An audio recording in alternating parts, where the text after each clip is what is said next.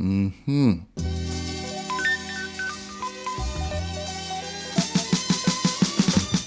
today I'm gonna do a little experiment. Now, I am not the best baker, so this may succeed or fail. By the end of this video, we'll see how it goes. Doing some mango muffins, Julie mango muffins at that. So I got these two very ripe Julie mangoes from my neighbor, and I decided, you know what, let me do a experimentation. Now, most of the mango muffin recipes, or all the mango muffin recipes I saw online, they use like chunks of mango in the muffin batter. This is gonna be a little different because these very ripe, I'll be able to squeeze them and extract the pulp. So the pulp will add some liquid content to the batter as well. So depending on how much pulp I get from these two mangoes, I'm going to try to adjust the amount of flour that I use to suit. And yeah, so that's the experimentation part. You know that baking is a precise or exact science. So when measurements off, things could go wrong. Hoping for the best here. So let me jump in and see how it goes. Alright, so the first thing I'm going to do is extract the pulp from the Julie mango. And as I said, I'm not certain how much pulp I'm going to get from this, so it's just a matter of just kind of like squeezing it. Because it's very ripe, I could just squeeze it like this and extract the pulp. And I'm going to scrape, well, ends of pulp that I have on the inside of the skin as well. Squeeze this one.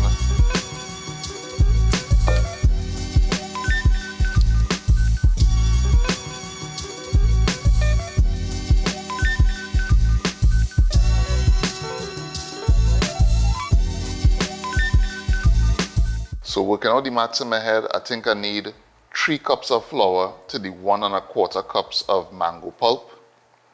So we have 2 cups here, and then 1 more cup. So we have 3 cups of flour here. To this I add in 3 teaspoons of baking powder.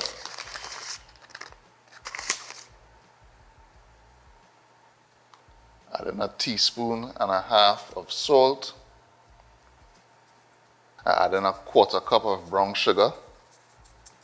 And remember, the mango has a lot of sugar in it already, so you don't need a lot of sugar in this. I'm going to whisk the dry ingredients together, make sure they're fully combined. So we have our dry ingredients sorted out. So now I have 1/2 cup of butter. I'm going to put this in the microwave and melt it. Alright, so I have my melted butter here. I have the mango puree here. Just going to crack 2 eggs into the mango. I'm going to whisk this together.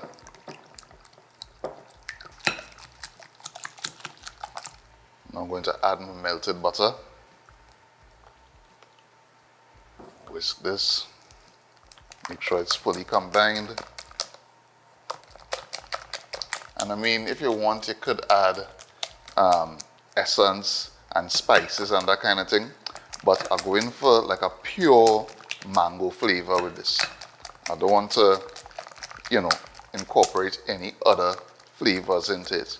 Seeing as this is our first time trying the recipe now, maybe next time I do this, depending on how this come out, I could experiment with, like, you know, cinnamon, nutmeg, that kind of thing. But we're going for that raw Julie mango flavor with this. So now that we have our wet ingredients, we're going to add our dry ingredients in.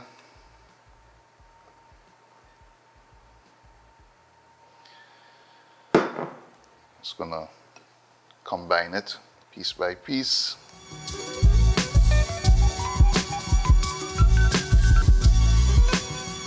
Alright, so this is what we're looking like. Our batter is fully combined. It's a little dense, but you know, we'll bake it and see how it turns out. I would have, you know, preferred slightly looser batter. So maybe 1 1/2 cups of pulp might have been, you know, the perfect balance. But again, we can't really tell until we bake it and see exactly how it turns out. But, you know, just from making other muffin recipes and things, I think this is a little on the drier, denser side. But the proof is in the pudding, so by the time we finish bake, we will know for sure. So I'm gonna move on to putting them into my muffin trays now. Okay, so I have a non-stick muffin tray here, but I don't trust these things. So I will be cutting some wax paper into squares and lining it still, just to make sure that we don't have any problems when we're removing the muffins.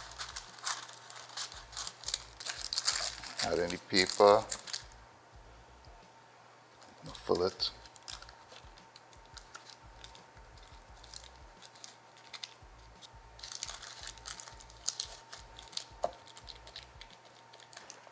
Add in the last one here. So the final thing I want to do before I pop these in the oven is just sprinkle the top with a little brown sugar. And I mean, you could experiment here and sprinkle cinnamon on top, grate a little fresh nutmeg if you want. But as I say, seeing that this is the first time I'm making these, I just go in for pure mango flavor. Alright, so I have my little brown sugar dusted on top, so I want to pop this in the oven at 350 degrees for 20 minutes, 25 minutes. I'll let you know by the time it's done exactly how long it takes. So the muffins are out of the oven and they actually took 25 minutes to bake. So there's something to note. So I'm going to transfer them onto this rack here to cool. And they're looking good. I must say we have a nice little crust going on there, nice color. But we're not going to dig in just yet. I'm going to let these cool for at least 10 minutes before we dig in. But they're smelling good and they're looking good.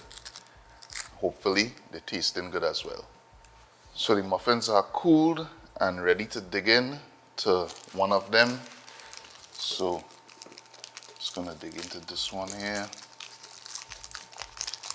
As you can see, we have, a nice color going on.